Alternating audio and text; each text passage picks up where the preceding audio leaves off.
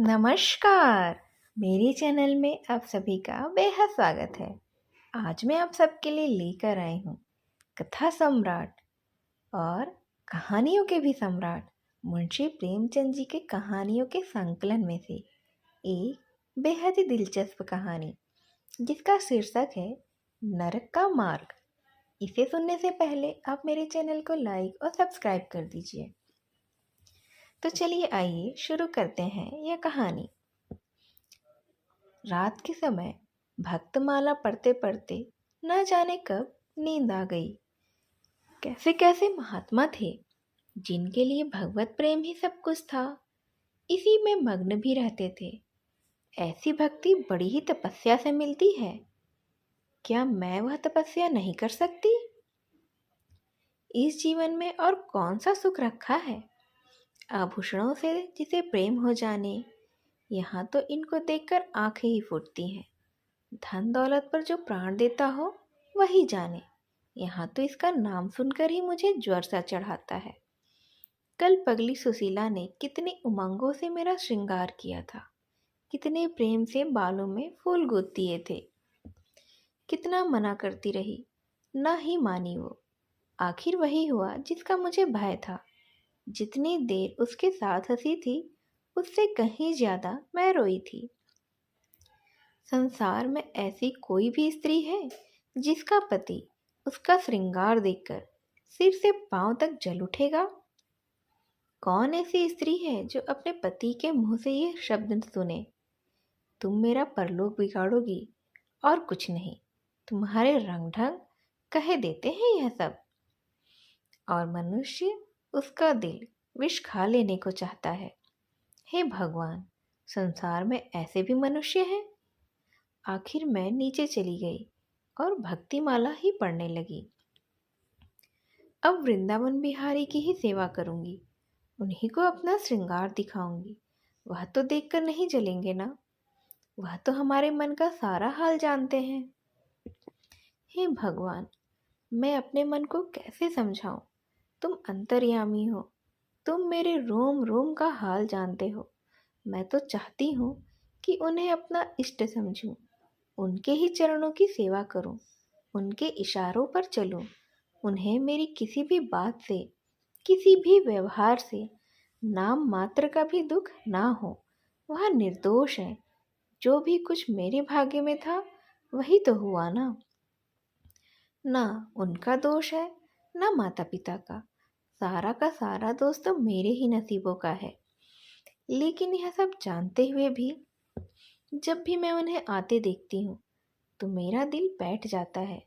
मुंह पर मूर्धनी सी छा जाती है और सिर भारी हो जाता है। जी चाहता है कि उनकी सूरत ना देखूं, बात तक करने को मेरा जी नहीं चाहता। कदाचित शत्रु को भी देखकर किसी का मन इतना क्लांत नहीं होता होगा। उनके आने के समय दिल में धड़कन सी होने लगती है। 2-1 दिन के लिए कहीं चले जाते हैं तो दिल पर से बोझ उठ सा जाता है। तब मैं हंसती भी हूँ, बोलती भी हूँ। जीवन में कुछ आनंद भी मुझे आने लगता है। लेकिन उनके आने का समाचार पाते ही फिर से चारों ओर अंधकार। चित्त की तो ऐसी दशा हो जाती है कि मैं कह नहीं सकती। आखिर ऐसी दशा क्यों होती है? मुझे तो ऐसा जान पड़ता है कि पूर्व जन्म में हम दोनों में बैर था और उसी बैर का बदला लेने के लिए उन्होंने मुझसे इस जन्म में विवाह किया है। वही पुराने संस्कार हमारे मन में बने हुए हैं, नहीं तो वह मुझे देख देख कर क्यों जलते और मैं उनकी सूरत से क्यों घृणा करती। विवाह करने का तो यह मतलब ही नहीं हुआ करता है। मैं अपने घर कहीं से सुखी थी। कदाचित मैं जीवन पर्यंत अपने ही घर में आनंद से रह सकती थी। लेकिन इस लोक प्रथा का पूरा हो जाए जो अभागिन कन्याओं को किसी न किसी पुरुष के गले में बांध ही देती हैं और ऐसा करना अनिवार्य समझती हैं। यह वह क्या जानता है कि कितनी युवतियां उनके नाम को ही रो रही हैं, कितनी अभिलाषाओं से लहराते हुए कोमल हृदय उसके पैरों के तले रौंदे जा रहे हैं। युवती के लिए पति कैसी कैसी मधुर कल्पनाओं का स्रोत होता है। पुरुष में जो उत्तम है, श्रेष्ठ है, दर्शनीय है, उसकी सजी मूर्ति इस शब्द के ध्यान में ही आती है। उसकी नज़रों के सामने वह आकर ही खड़ी हो जाती है। लेकिन मेरे लिए यह शब्द आखिर क्या है? हृदय में उठने वाला शूल, कलेजे में खटकने वाला कांटा, आंखों में गड़ने वाली किरकिरी, अंतःकरण को भेदने वाला एक व्यंग बाण। सुशीला को हमेशा मैं हंसते देखती हूँ। वह कभी अपनी दरिद्रता का किसी भी तरह से कोई गिला नहीं करती।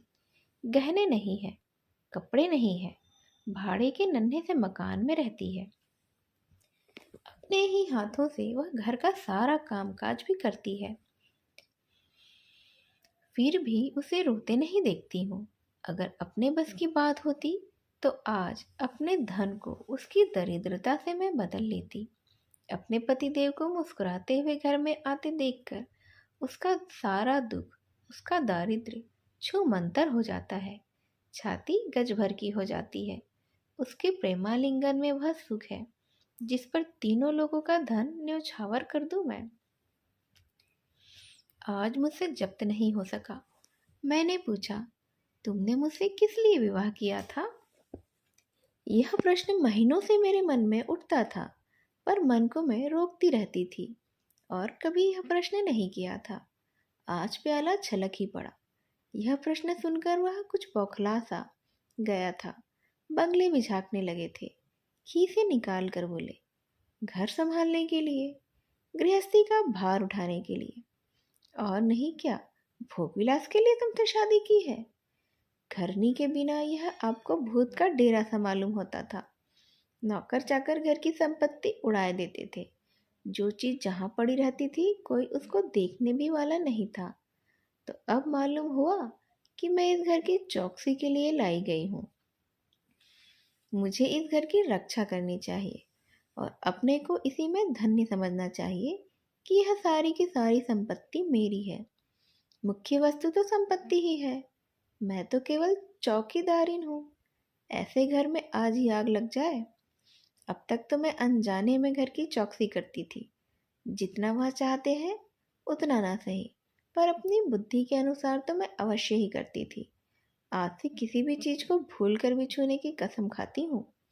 यह मैं जानती हूँ, कोई पुरुष घर की चौकसी के लिए विवाह नहीं करता। और इन महाशय ने चिढ़कर यह बात मुझसे कही।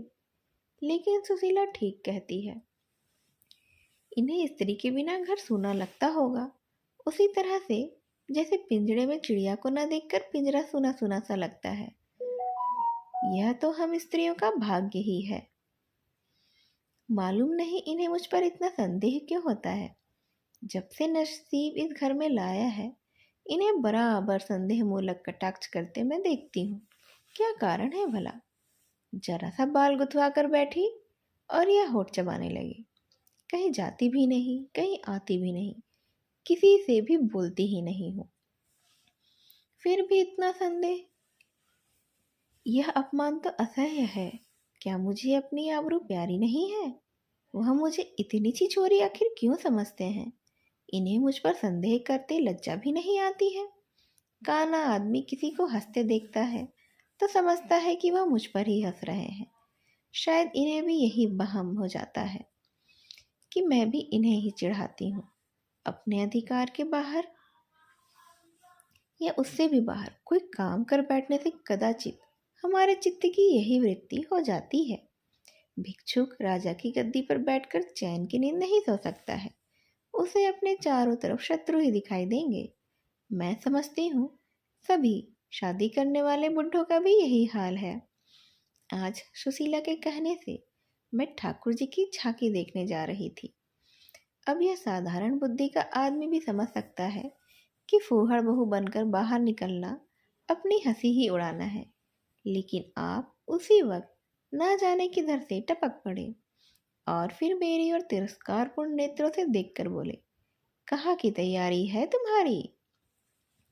मैंने भी कह दिया, जरा ठाकुर जी की झांकी देखने जाती हूँ। इतना सुनते ही उनकी त्योरियां चढ़ गईं और त्योरियां चढ़ाकर वह बोले, तुम्हारे जाने की कोई ज़रूरत नहीं है। जो अपने पति की सेवा ही नहीं कर सकती उसे देवताओं के दर्शन से पुण्य के बदले पाप ही मिलेगा। मुझसे उड़ने चली हो? मैं औरतों की नस नस पहचानता हूँ।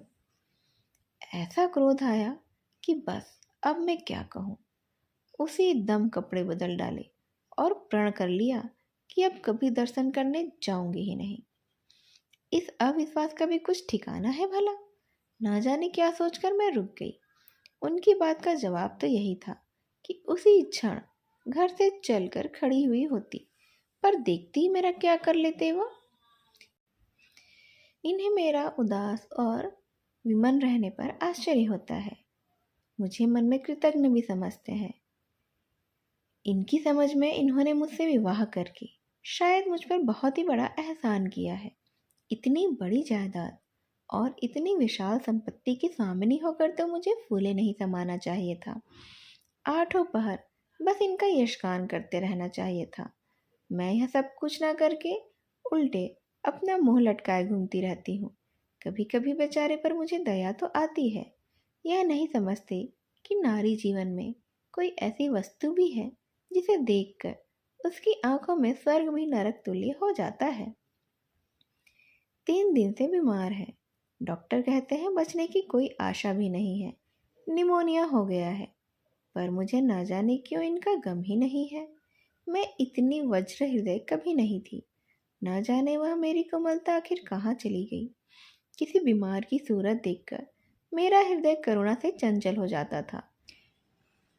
मैं किसी का रोना भी नहीं सुन सकती थी। वही मैं हूँ कि आज 3 दिन से उन्हें बगल के कमरे में पड़े कराहते हुए सुनती हूँ और एक बार भी मैं उन्हें देखने के लिए नहीं गई हूँ। आंखों में आंसू का जिक्र भी नहीं है।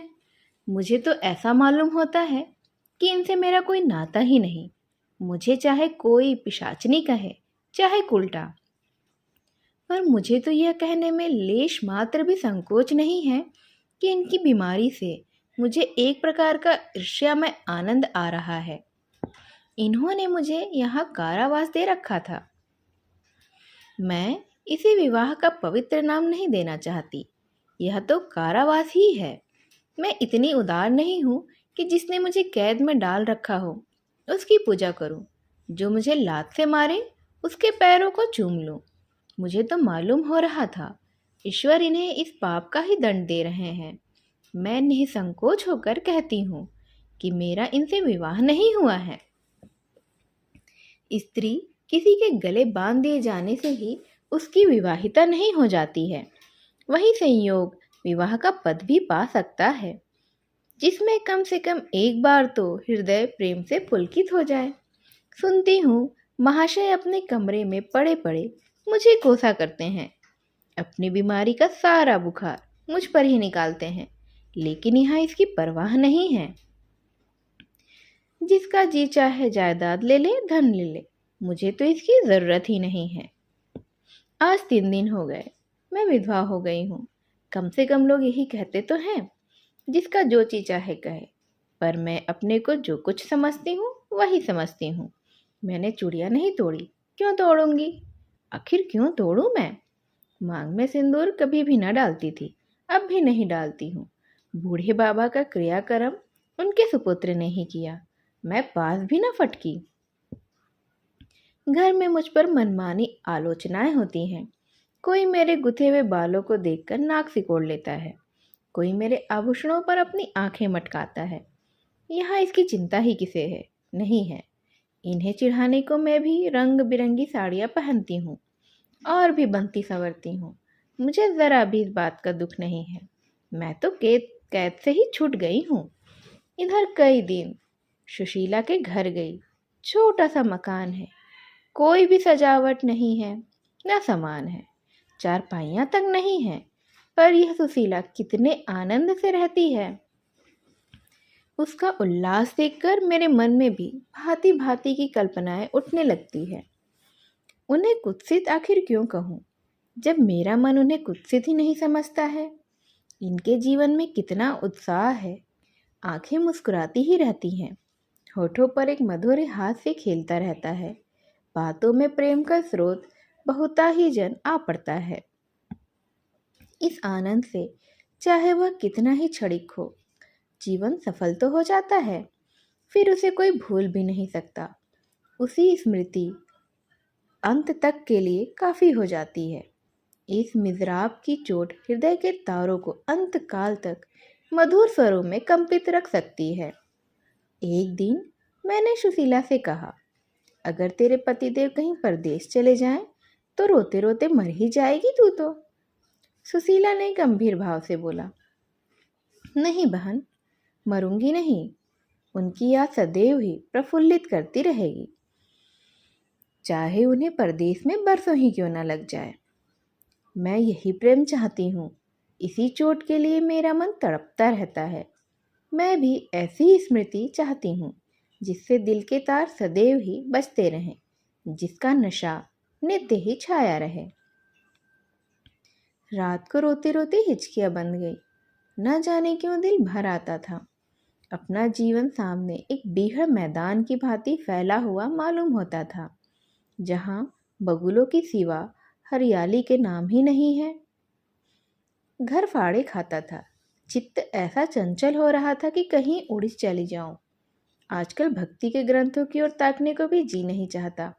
कहीं सैर करने का भी जी नहीं होता है। क्या चाहती हूँ वह मैं खुद स्वयं ही नहीं जानती हूँ। लेकिन मैं तो जानती, वह मेरा एक एक रोम रोम जानता है। मैं अपनी भावनाओं को सजीव मूर्ति हूँ। मेरा एक एक अंग मेरी आंतरिक वेदना का आर्तनाद हो रहा है। मेरे चित्त की चंचलता उस अंतिम दशा को पहुंच गई है, जब मनुष्य को निंदा की न लज्जा रहती है और ना ही भय रहता है। जिन लोभी स्वार्थी माता पिता ने मुझे कुएं में ढकेला, जिस पाषाण हृदय प्राणी ने मेरी मांग में सिंदूर डालने का स्वांग कर लिया, उनके प्रति मेरे मन में बार बार दुष्कामनाएं उठती। मैं उन्हें लज्जित करना चाहती हूँ। मैं अपने मुंह में कालिख लगाकर उनके मुंह में भी कालिख लगाना चाहती हूँ। मैं अपने प्राण देकर उनके प्राण दंड दिलाना चाहती हूँ। मेरा नारीत्व लुप्त हो गया है। मेरे हृदय में प्रचंड ज्वाला उठ रही है। घर के सारे आदमी सो रहे थे। मैं चुपके से नीचे उतरी, द्वार खोला और घर से निकली। जैसे कोई प्राणी गर्मी से व्याकुल होकर घर से निकल पड़े और किसी खुली हुई जगह की ओर दौड़े। उस मकान में तो मेरा दम घुटा जा रहा था। सड़क पर सन्नाटा था। दुकानें भी बंद हो चुकी थी। सहसा एक बुढ़िया मुझे आती हुई दिखाई दी। मैं डरी, कहीं यह चुड़ैल तो नहीं है। बुढ़िया ने मेरे समीप आकर मुझे सिर से पांव तक देखा और बोली, किसकी राह देख रही हो? मैंने चिढ़कर कहा, मौत की। बुढ़िया ने कहा, तुम्हारे नसीबों में तो अभी जिंदगी के बड़े बड़े सुख भोगने लिखे हैं। अंधेरी रात गुजर गई। आसमान पर सुबह की रोशनी नजर आ रही है। मैंने हंसकर कहा, अंधेरे में भी तुम्हारी आंखें इतनी तेज हैं कि नसीबों की लिखावट पढ़ लेती हैं। बुढ़िया ने कहा, आंखों से नहीं पढ़ती बेटी, अक्ल से पढ़ती हूँ। धूप में चूड़े नहीं सफ़ेद किए मैंने। तुम्हारे दिन गए और अच्छे दिन आ रहे हैं। हंसो मत बेटी, यही काम करती इतनी उम्र गुजर गई है। इसी बुढ़िया की बदौलत जो नदी में कूदने जा रही थी, वे आज फूलों की सेज पर सो रही हैं। जो जहर का प्याला पीने को तैयार थी, वे आज दूध की कुल्लियाँ कर रही हैं। इसीलिए इतनी रात गए तो निकलती हूँ कि अपने हाथों किसी अभागिन का उद्धार हो सके तो वह मैं कर दूँ। किसी से कुछ नहीं मांगती। भगवान का दिया सब कुछ है घर में। केवल यही इच्छा है, उन्हें धन। जिन्हें संतान की इच्छा है, उन्हें संतान। बस और क्या कहूँ। वह मंत्र बता देती हूँ, जिसकी जो इच्छा हो वह पूरी हो जाए। मैंने कहा, मुझे ना धन चाहिए ना संतान। मेरी मनोकामना तुम्हारे बस की बात ही नहीं है। बुढ़िया हंसी। उसने कहा, बेटी, जो तुम चाहती हो वह मैं जानती हूँ। तुम वह चीज़ चाहती हो जो संसार में होते हुए स्वर्ग की है। जो देवताओं के वरदान से भी ज़्यादा आनंदप्रद है, जो आकाश कुसुम है, गुलर का फूल है और अमावस का चांद है। लेकिन मेरे मंत्र में वह शक्ति है जो भाग्य को भी संवार सकती है। तुम प्रेम की प्यासी हो, मैं तुम्हें उस नाव पर बैठा सकती हूँ जो प्रेम के सागर में प्रेम की तरंगों पर क्रीड़ा करती हुई तुम्हारे अब उसके पार उतार देगी। मैंने उत्कंठित होकर पूछा, माता, तुम्हारा घर कहाँ है? बुढ़िया ने कहा, बहुत ही नज़दीक है बेटी, तुम चलो तो मैं अपनी आंखों पर बैठाकर तुम्हें ले चलूँगी।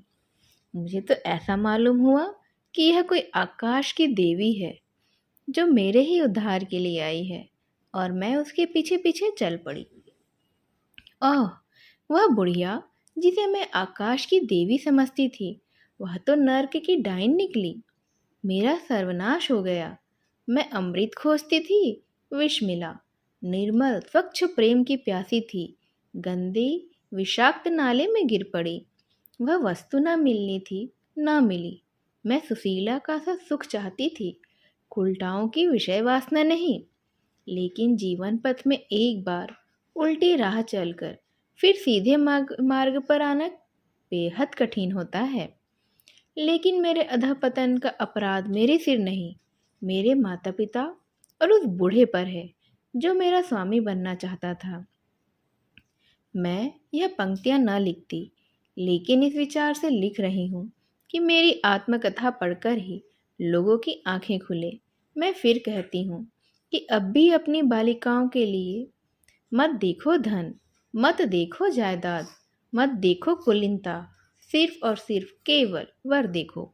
अगर उसके लिए जोड़ा का वर नहीं पा सकते तो लड़की को कुंवारी रख छोड़ो, जहर देकर मार डालो, गला घोट डालो, पर किसी बूढ़े खुसट से उसे मत ब्याहो। स्त्री सब कुछ सहन कर सकती है, दारुण से दारुण दुख, बड़े से बड़ा संकट। लेकिन अगर नहीं सह सकती तो अपने यौवन काल की उमंगों का कुचला जाना। रही मैं, मेरे लिए अब इस जीवन में तो कोई आशा नहीं है। इस अधम दशा को भी मैं उस दशा में न बदलूंगी जिससे मैं निकल कर आई हूँ। इस तरह से मुंशी प्रेमचंद जी की लिखी हुई यह कहानी नर्क का मार्ग हमें उस समय की सामाजिक दशा को दर्शाती हुई कहानी है। यह हमें बताती है कि उस समय किस तरह से एक कुंवारी नवयौवन कन्या को किसी बुजुर्ग के हाथों बांध दिया जाता था और किस तरह से वह अपनी आशाओं को, अपनी उमंगों को दबाती थी और कुछ तो किस तरह से अधम मार्ग में चली जाती थी। मेरी इस कहानी को ध्यान से सुनने के लिए आप सभी का धन्यवाद। नमस्कार।